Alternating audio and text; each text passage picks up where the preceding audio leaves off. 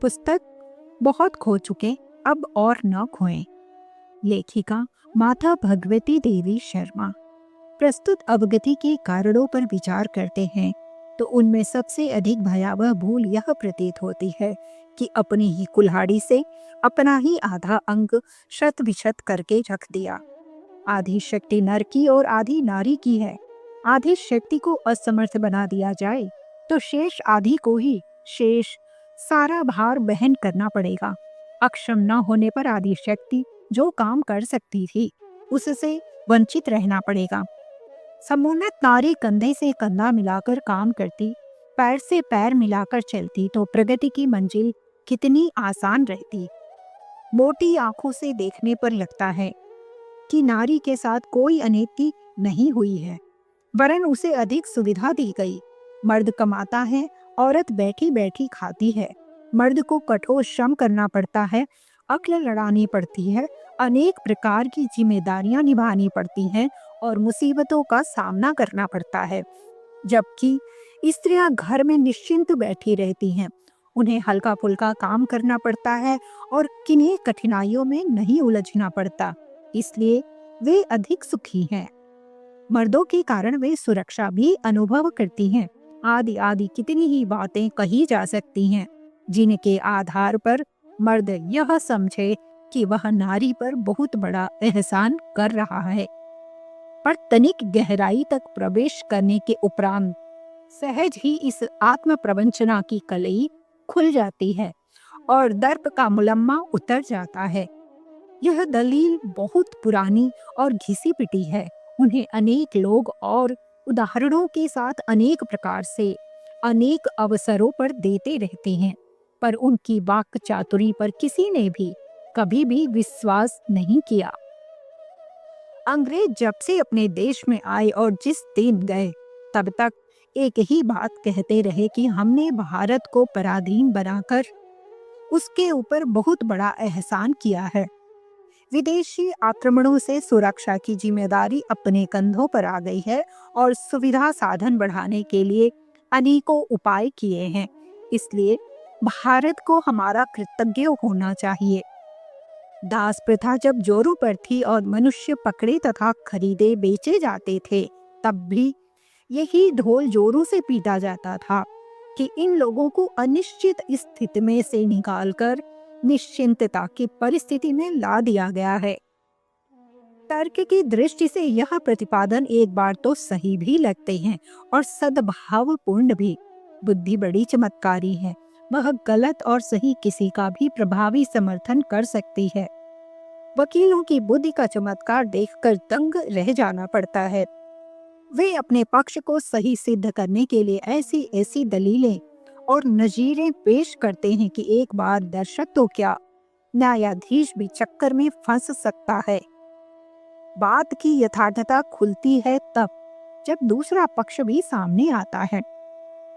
एक पक्ष की बात तो गुड़ जैसी मीठी होने की कहावत है। हमारी भूलों में यह सबसे अग्रणी, सबसे भारी और सबसे अधिक दुखदाई है कि नारी को ऐसे बंधनों में बांधने की चेष्टा की गई जो मनुष्य के मौलिक अधिकारों का अपहरण और हनन करते हैं। अपने साथ अनीति बरतना प्रकारांतर से आत्महत्या ही है। नारी और नर दो वर्ग, दो पक्ष नहीं है। एक ही चेतना के, एक ही सत्ता के दो अविच्छिन्न पहलू हैं। दोनों को समान रूप से विकसित होने देना ही श्रेयस्कर है। न मालिकी श्रेयस्कर है, न गुलामी हितकर है। यह सहकारिता का युग है। इसमें सहयोग की गरिमा एक स्वर में स्वीकार कर ली गई है और यह समझ लिया गया है कि सहयोग स्वेच्छा से ही हो सकता है। समुन्नत देशों में जहां भी नारी को मनुष्योचित अधिकार मिले हैं, वहीं वह पुरुष के कंधे से कंधा मिलाकर काम कर रही है। किंतु भारत में नारी समाज आज भी नितांत पिछड़ी हुई स्थिति में पड़ा है। पिछड़ी हुई नारी नर के लिए किसी भी क्षेत्र में सहायक न हो सकेगी। भारत में यह प्रयोग दीर्घकाल तक हो चुका और वह सर्वथा हानिकारक सिद्ध हुआ। अब उस प्रचलन को बनाए रखने में कोई बुद्धिमानी नहीं है। युगोस्लेविया की महिलाएं उस देश की पूरी कृषि व्यवस्था संभालती हैं। पुरुष फौज, पुलिस, दफ्तर, कारखाने संभालते हैं। कृषि पशुपालन में उन्हें कोई श्रम या हस्तक्षेप नहीं करना पड़ता। चीन, रूस आदि श्रमनिष्ठ देशों में जाकर देखा जाए तो पता चलेगा कि पारिवारिक और राष्ट्रीय संपदा सुरक्षा और सुख सुविधा बढ़ाने में वे कितना बड़ा योगदान दे रही हैं। रूस की शिक्षा व्यवस्था का अधिकांश उत्तरदायित्व महिलाएं ही वहन करती हैं। शिक्षा संस्थाओं में पुरुष की संख्या बहुत ही कम दिखाई पड़ेगी। अस्पतालों एवं स्वास्थ्य संस्थाओं का उत्तरदायित्व प्रायः उन्हीं का है। डॉक्टर, कंपाउंडर, नर्स आदि का कार्य करती हुई महिलाएं ही देखी जाएंगी। पुरुष तो जहां तहां ही दृष्टिगोचर होंगे। जापान की महिलाएं उद्योग धंधों के विकास में पुरुषों के कंधे से कंधा मिलाकर काम करती हैं। घर घर में लगे छोटे कुटीर उद्योगों में संलग्न रहकर वे अपने समय का उपयोग घर परिवार को और समूचे राष्ट्र को संपन्न बनाने में करती हैं। जर्मनी में कल कारखानों को संभालने में महिलाएं पुरुष इंजीनियरों, कारीगरों एवं व्यवस्थापकों से घटिया नहीं बढ़िया ही सिद्ध होती हैं। इंग्लैंड, फ्रांस, कनाडा, अमेरिका में दुकानें चलाने में महिलाओं की प्रमुखता है। वे व्यापार कुशलता में पुरुषों से आगे हैं। शिशु पालन, गृह व्यवस्था तो उनके लिए खेल मनोरंजन है। ये सब तो वे हंसते हंसाते निपटाती हैं। अन्य महत्वपूर्ण कार्यों को संभालने में गृह व्यवस्था उनके लिए तनिक भी बाधक सिद्ध नहीं होती। यह सब इसलिए संभव हुआ कि उन देशों के निवासियों ने यह नहीं सोचा कि नारी को कैद में जकड़ देने से उनके शील सदाचार की रक्षा हो जाएगी और मर्दों की इज्जत बढ़ेगी। भारत की तरह नारी को रुग्णता और दुर्बलता की दयनीय स्थिति में धकेल देने का दुर्भाग्य उन्हें वहन नहीं करना पड़ा। जब पाप ही नहीं किया तो दंड किस बात का। भारत में पुरुष अनीति बरतता है और नारी उसे अपनी मानसिक अशक्तता के कारण डरी सहमी सहन करती है। अनीति करने वाले की तरह अनीति सहने वाला भी पापी माना गया है। रिश्वत लेने वाला ही नहीं, देने वाला भी अपराधी गिना जाता है। अपराध सिद्ध होने पर दोनों को ही सजा मिलती है। अपने देश में नारी कितनी सुकोमल है, दूसरे शब्दों में कितनी दुर्बल है, यह सहज ही सर्वत्र देखा जा सकता है। पिछड़ा हुआ कहा जाने वाला श्रमिक वर्ग इस क्षेत्र में तथाकथित कुलीन और बड़े आदमियों की अपेक्षा कहीं अधिक सुखी है। गरीबी के कारण ही सही, उनकी स्त्रियां कैद खाने से बाहर भी भागती दौड़ती हैं और अभावग्रस्त परिस्थितियों में भी अपना स्वास्थ्य बचाए रहती हैं। शारीरिक दृष्टि से नारी स्वभावतः तनिक भी अक्षम नहीं है। खेल कूदों की जो रिपोर्ट अखबारों में छपती रहती है, उनसे प्रतीत होता है कि किसी भी स्वास्थ्य प्रतियोगिता में वे कमजोर नहीं पड़ती। स्वास्थ्य के अतिरिक्त प्रकृति ने उन्हें सुंदरता का दोहरा उपहार दिया है। सर्कसों में नारी की स्फूर्ति, कुशलता एवं स्वास्थ्यता देखते ही बनती है। संगीत, साहित्य और कला पर उनका विशेष अधिकार है। भावना क्षेत्र में उनके प्रकृति प्रदत्त प्रधानता है। उसी आधार पर तो अपने परिवार के लिए बढ़ चढ़कर अनुदान दे पाती हैं और समर्पित जीवन को बिना खींचे जी लेती हैं। इसी विशेषता को साहित्य, संगीत, कला के क्षेत्र में प्रस्फुटित होने का अवसर मिलता है। प्रगति क्रम सहज ही द्रुतगामी हो जाता है। नारी का मधुर स्वर कंठ और भाव स्पंदन समस्त संसार को गुदगुदा रहा है। गायन में नर नहीं नारी आ गए है। नाट्य, अभिनय, चलचित्र क्षेत्रों में उन्हीं का वर्चस्व है। अवसर न मिले तो बात दूसरी है, अन्यथा साहित्य सृजन में उनकी सहज क्षमता को पुरुष चुनौती नहीं दे सकता। कवि और चित्रकार जब भी उन्हें बनने दिया गया है, उन्होंने अपनी वरिष्ठता ही सिद्ध की है। मूर्तिकार तो वे अद्वितीय हैं। पत्थर की नहीं, वे प्राणवान प्रतिमाएं अपने शरीर की प्रयोगशाला में बनाकर प्रस्तुत करती हैं। उनके समान मूर्तिकार, चित्रकार, कलाकार कौन हो सकता है? उनसे अधिक आकर्षित, सुंदर, कलात्मक, कोमल कलाकृति इस संसार में दूसरी नहीं है। परमेश्वर ने अपना सारा दृश्यमान और चेतनात्मक सौंदर्य उसी में उड़ेल दिया है। कठोरता प्रधान पुरुष पक्ष यदि नारी की कोमलता का स्पर्श न कर सका होता तो वह पशु प्रवृत्ति की ओर न जाने कितना नीचा गिरता चला जाता। देवी और दैवी दोनों ही शब्द उसके लिए सार्थक ही प्रयुक्त होते हैं। उसकी सत्ता और चेतना लोकोत्तर है। देवत्व की अगणित विशेषताएं उसके नख शिख तक भरी पड़ी हैं। आवश्यकता केवल इसी बात की है कि उन विशेषताओं को विकसित होने का, फलने फूलने का अवसर मिल सके। प्राचीन भारत में उनकी आध्यात्मिक भावनात्मक विशेषताओं को प्रस्फुटित होने का अवसर मिला था तो उन्होंने मदालसा बनकर इस भूमि पर ब्रह्मवेत्ताओं, ऋषियों, तपस्वियों, ज्ञानियों और महामानवों के उद्यान खड़े कर दिए। अवांछनीयता अपनाकर हमने क्या खोया, क्या पाया, इस प्रश्न पर गंभीरता पूर्वक विचार किया जाना चाहिए।